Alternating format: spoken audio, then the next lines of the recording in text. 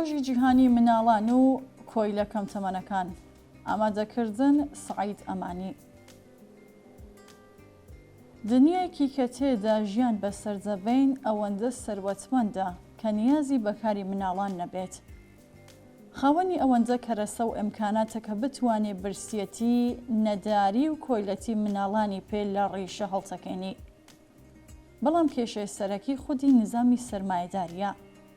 ئەمە یاسای بنەڕەتی سەرمایەداری، یاسای زێدەباییەکە مناڵان دەکێشێتە ژێرکارەوە و دەیان کاتە کۆیلەی حەقدەست و دەیان چۆسێنێتەوە.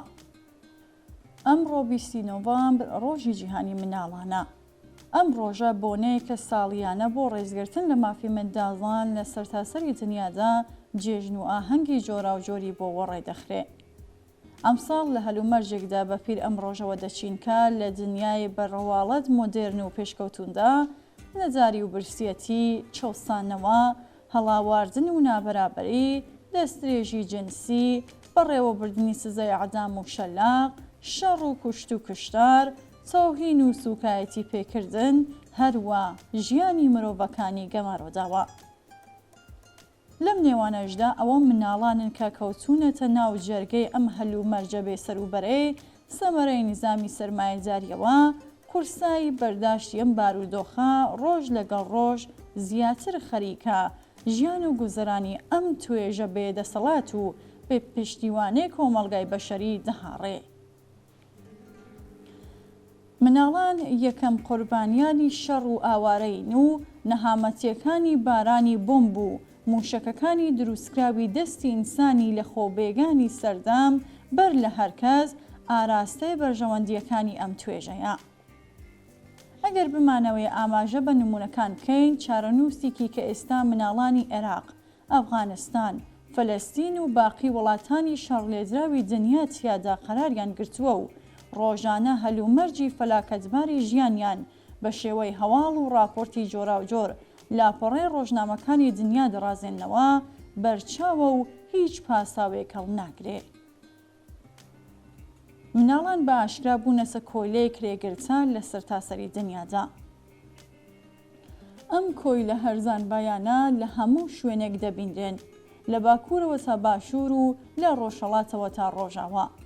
ئەم کرێکارە یان باشتر بڵێن ئەم کۆیلە بێجار و بار و لاوازانە گشت کارخانە و مەزراکان، کارگەی قاڵی بافی و کانە جۆراوجۆرەکانیان پڕ کردووە و لە بارودۆخی گەلێک دژوار و نامرۆڤانە و تاقەت فڕۆکەندا لە بەیانیەوە تا درەنگانی ئێوارە سەرگەرمی کارکردنن. ڕێکخراوی نێونەتەوەیی کار ILO ژمارەی ئەم کرێکارە کەمتەمەنانە ژێر 14 ساڵی بەبانتر لە 400 ملیۆن کەس داوەتە قەڵەم. بەڵام ئەمە بە هیچ شێوەیەکیش ڕاستیەکان ئاشکرا نەکات.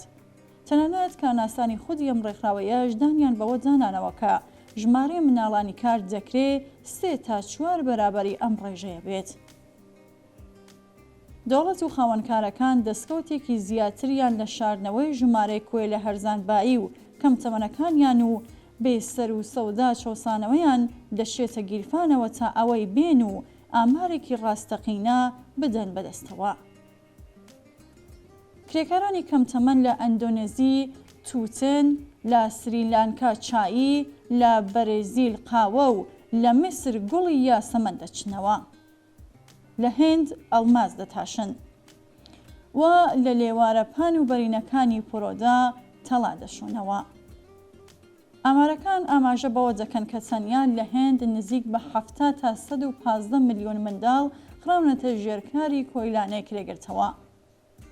کۆمیسیۆنی مافی مرۆڤی پاکستان کرێکارانی مناڵانی ئەم وڵاتەی بە 12 ملیۆن مەزن دەکردووە کە نیوەیان لە خوار تەمەنی 10 ساڵەوەن. بەڵام بە پێشەوانێ بۆ چوونەباوەکان دیاردەی کۆیلە هەرزانبایەکان تایبەت بە وڵاتانی ناسراو بە دنیای سەهەم یان لە قۆناغی گەشەدا نین. لە هەر جەیەک شوێنەوارێک لە نەجاری و هەوڵ بۆ زیندومانەوە بەرچاوکەوێت ئەوانیش دەبینرێت، تەنانەت لە وڵاتانی پێشکەوتووی پیشەسازی و بەناو دیموکراتیکیشدا. بەپێی راپۆرتێکی ڕەسمی کۆنفێدراسیۆنی نێونەتەوەیی یەکێتی سەربەخۆکان، 300 تا 500 هزار کرێکاری کەمتەمەن لە کارگەی پارچەبافی، چەرمسازی، کەوژدورون و مەزراکاندا سەرگەرمی کارن کە زیاتر دەکەونە شارەکانی نێپاڵ، میلان، جنوا و سیسیل. سەمەرەی کاری ئەم کۆیلە کەمتەمەنە کرێگرتانە بە ڕادەیەک زۆر و سەرسوڕهێنەرەکە بەشێکی بەرچاو لە شەبەکە مافیەکانی ئەو وڵاتانیشی تێوەگلاوە. لە ئیتالیا و بەشێک لە وڵاتانی تری پیشەسازی ڕۆژانە زیاتر لە 6 کاتژمێر کار بەم کرێکارانە دەکرێت، بەڵام حەقدەستی کەمتر لە 1 لە 3 کرێکارێکی یاساییان دەدرێتێ. ئەم کۆیلە کەمتەمەنانە لە وڵاتانی ئیسلام زەدەدا سەرەڕای هەلومەرجی دژواری کار، سەرۆکاریان لەگەڵ شەرع و یاساگەلێکی وەحشیانەی سەدە ناوەڕاستیەکاندا هەیە و بە تەواوی ژیانی لێ کردوون بە دۆزەخ. بە ملیۆن مناڵی کرێکار لە وڵاتانی ژێردەسەڵاتی حکوومەتی ئیسلامیدا گیرۆزەی یاساگەلێکی دواکەوتوانە و نامرۆڤانن کە بە هیچ شێوەیەک کەمترین تروسکەی داکۆکیکردن لەم کۆیلە کەمتەمەنانەی تێدا بەدی ناکرێت.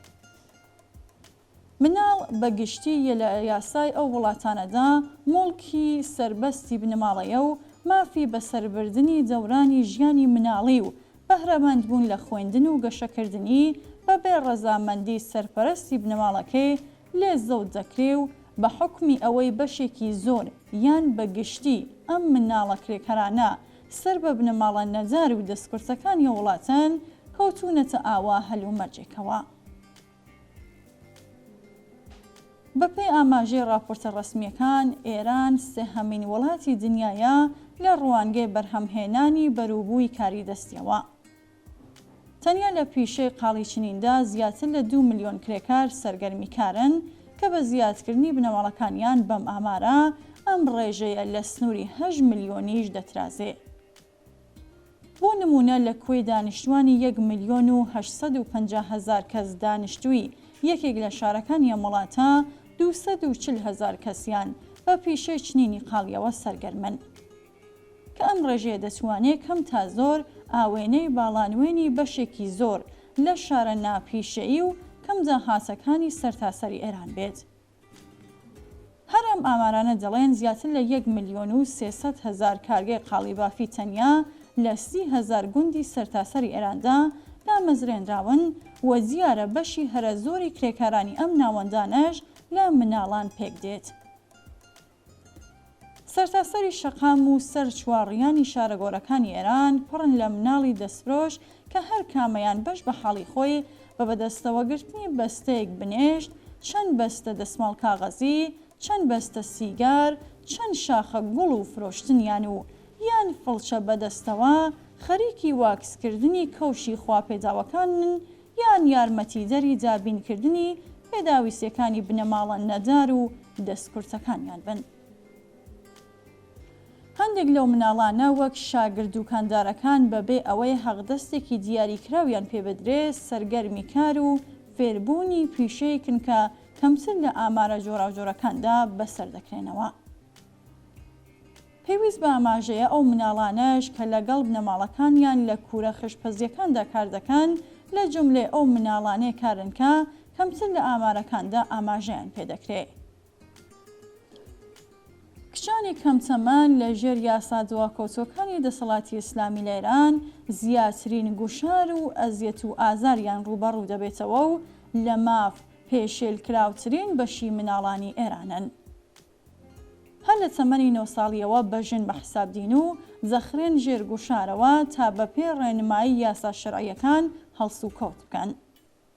دیارە ئەمەش خۆی دابڕێنی ئەم مناڵە کشانەیە لە دەورانی شیرینی تەمەنی مناڵی و زیندانی کردنیانە لە ژێر ڕووپوشە جۆرا و جۆرە ئیسلامیەکان و کە لێن و پەسێوە تاریکەکانی یاسانە مرۆڤانە و دواکەوتوەکاندا. لە ئێرانێکدا کە زیاتر لە 12 ملیۆن لە دانیشتوانی لە ژێر هێڵی هینەداریدا ژیان بەسەر دەبن، ئاساییە کە بارودۆخی ژیانی مناڵانی دەبێ گەلێک لەوەی بیری لێ دەکرێتەوە لە مەترسیدا بێت.